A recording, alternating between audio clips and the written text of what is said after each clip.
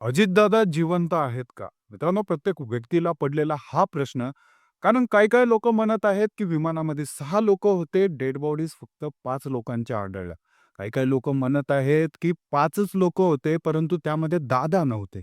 अशा खूप साऱ्या गोष्टी याच्यामध्ये उपस्थित करण्यात येतात मित्रांनो. याच्यामध्ये सोशल मीडियावरती तर काही लोकांनी डायरेक्टली पोस्ट टाकण्यास सुरुवात केलेली आहे, की दादांचा कमबॅक होणार आहे, दादा परत येणार आहेत. मित्रांनो, या सगळ्या गोष्टीला आपण दुजावा देत नाही. मी तुम्हाला एवढंच सांगू इच्छितो, की त्या दिवशी ज्या घटना घडलेल्या आहेत, त्या संपूर्ण घटनाचा अभ्यास करून आपण त्याच्यावरनं काय निष्कर्ष केलेला आहे, याच्यावर थोडं आपण डिस्कस करूयात.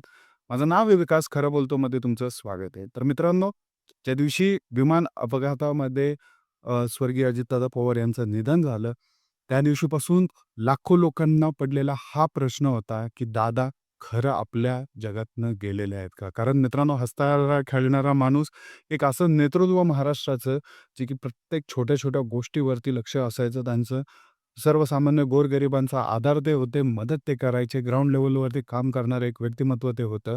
यांच्या जाण्याने पूर्ण समाजामध्ये एक पोकळी निर्माण झालेली आहे आणि एक दुखवटा पडलेला आहे प्रत्येकाच्या घरात. प्रत्येक व्यक्तीला असं वाटतं, की आपल्याच घरातला कोणतरी व्यक्ती गेलेला आहे का?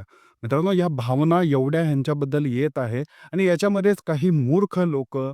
मित्रांनो, भावना आहेत त्यांच्या, मी मान्य करतो. परंतु एक लक्षात ठेवा, कुठल्याही प्रकारच्या मिसइन्फॉर्मेशन स्प्रेड करणं हा एका प्रकारचा गुन्हा आहे. अशा प्रकारचे मिसइन्फॉर्मेशन स्प्रेड करून लोकांच्या भावनेशी ते खेळत आहेत, हे त्यांना समजत नाहीये. फक्त लाइक्स आणि व्ह्यूजसाठी मित्रांनो काही-काही लोकं व्हिडिओ टाकतात आहे, की दादा परत येणार. परंतु एक लक्षात ठेवा मित्रांनो, ज्या दिवशी दादांचं निधन झालं, त्या दिवशी त्यांची डी-एन-ए टेस्ट घेतली होती आणि त्या डी-एन-ए टेस्टनुसार मित्रांनो, जी अ, निधनचं जे ठिकाण होतं, बारामती एअरपोर्टचा जो विभाग होता मित्रांनो तिथं, तिथनं आहे ना त्यांना ज्या हॉस्पिटलमध्ये घेऊन गेल्यात आलं होतं, तिथे गेल्यावरती मित्रांनो त्या टेस्ट करण्यात आल्या. त्या टेस्टमध्ये आयडेंटिफाय झालं होतं, की सदरील जी बॉडी होती ती दादांचीच होती आणि त्यांच्या ज्या कपडा आहे मित्रांनो, जो कुर्त्याचा कपडा आहे तो देखील मॅच झाला होता. त्या दिवशी मित्रांनो ते क्लिअरिफाय झालं होतं, की स्वर्गीय दादांचं तिथं निधन झालेलं आहे. त्या विमान अपघातामध्ये निधन झालेलं आहे. परंतु काही-काही लोकं मिसइन्फॉर्मेशन स्प्रेड करत आहेत. काही-काही लोकं अशा गोष्टींना दुजावा देत आहेत, की ज्या लिटरली म्हणजे काय म्हणतात त्यांना आपण बिलीव्हच करू शकत नाही. आणि एक लक्षात ठेवा मित्रांनो, सगळ्यांना दुःख आहे. त्या दुःखावरती मित्रांनो फेक न्यूज बनवून, त्या फेक न्यूजचा फायदा प्लीज उचलू नका तुम्ही. कारण मित्रांनो ह्या गोष्टी आपल्याला मान्य करायच्या आहेत. एक चांगला नेता आपल्यातनं गेलेला आहे, त्याचं खूप मोठं दुःख आहे आपल्याला. परंतु अशा मिसइन्फॉर्मेशन, मिसस्प्रेड करणं, असल्या गोष्टी करून मित्रांनो आपण कायदा हातात घेतोय. कुठेतरी ह्या गोष्टी थांबल्या पाहिजेत.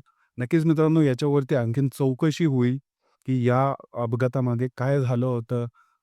त्याचं कारण समोर येईल. ब्लॅक बॉक्स सापडलेला आहे. त्या ब्लॅक बॉक्समध्ये सगळे डिटेल्स रेकॉर्ड होतात मित्रांनो. त्या रेकॉर्ड्समार्फत सगळ्या गोष्टी लोकांपर्यंत पोहोचतील. म्हणूनच मित्रांनो थोडीशी कळ काढा. सगळ्या गोष्टी समोर येतील. कारण काय आहे हे तुम्हाला कळेल. अपघात होता, की घात होता, की काय आणखीन दुसरं होतं? या सगळ्या गोष्टी तुम्हाला कळेल. फक्त थोडा वेळ काढा. महिनाभरामध्ये सगळ्या गोष्टी समजून जातील तुम्हाला. नक्कीच मित्रांनो, आपण दादांवरती प्रेम करतोय, दादावरती प्रेम करत राहू. त्यांचे विचार आपण पुढे नेऊ. दादा आज जरी आपल्यात नसले, तरी त्यांचे विचार, त्यांच्या सगळ्या गोष्टी आपल्या समाजामध्ये तशाच आहेत. त्या समाजामधल्या विचारांवरती आपण काम करू आणि या समाजाला पुढे न्यायचा प्रयत्न करू. नक्कीच व्हिडिओ आवडला असेल तर लाईक करा, सबस्क्राईब करा. भेटूया पुढच्या व्हिडिओमध्ये. जय हिंद, जय महाराष्ट्र.